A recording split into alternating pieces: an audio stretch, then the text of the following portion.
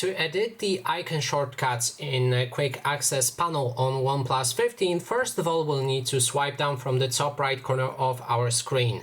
Next step is to click on this pen icon right here, and then you'll be able to see minus on every icon.